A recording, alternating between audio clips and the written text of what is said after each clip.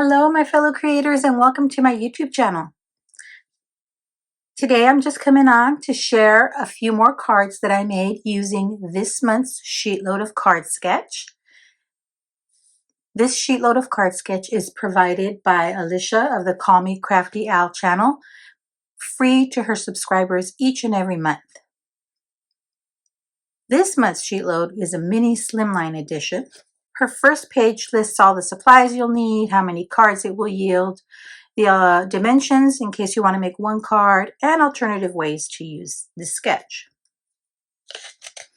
The second page is your cutting guide, and it shows you how to cut your paper for your card bases, how to cut your pattern paper, and any other pieces you may need. So for this batch of cards using this month's Sheetload of Card Sketch, I decided to make Christmas cards. I know Christmas is over, but I work on Christmas cards year-round since I donate approximately 400 cards every year to a skilled nursing facility. So I have to get started on this year's cards. And I'm using the Peppermint Stripe paper pad. It was a Hot Buy paper pad I got at Michael's a few years back. And I decided to use 6 sheets of 12 by 12. So I yielded 24 cards. Let me show you really quickly the cards that I made. And I think they all turned out adorably.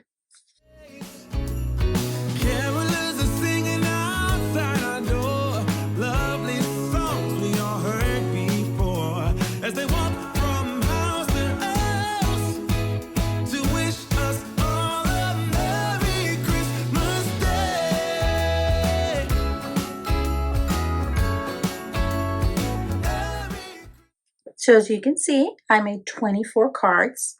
And for my little sentiments, what I did was pull in this stamp set. It's a holiday sealed stamp set.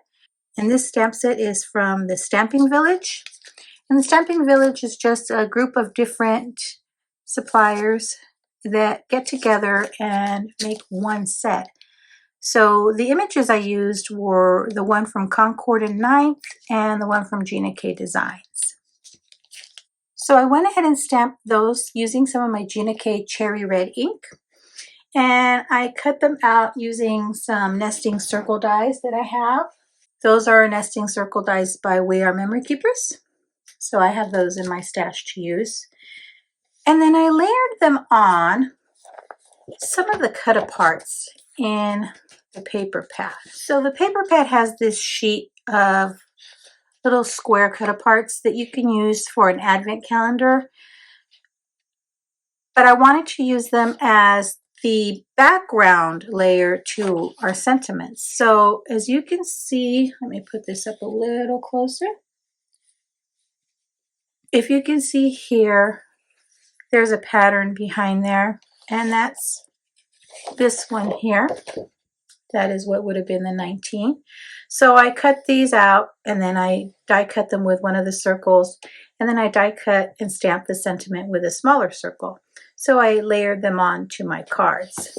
And I used 24 out of the 25 to make my sentiments on my cards. I really did have a lot of fun making these cards, and I will add them to my collection of Christmas cards for this year's annual donation. So here's 24 I can add right away. And I'm thinking I'm going to make a lot more slimline cards this year. I really do like the look and size of them. And then you can just buy the envelopes at Dollar Tree to use. So that's a win. And then with the leftover strips of paper from the cutting guide, I did trim them down and make little flags to put on the inside of my cards.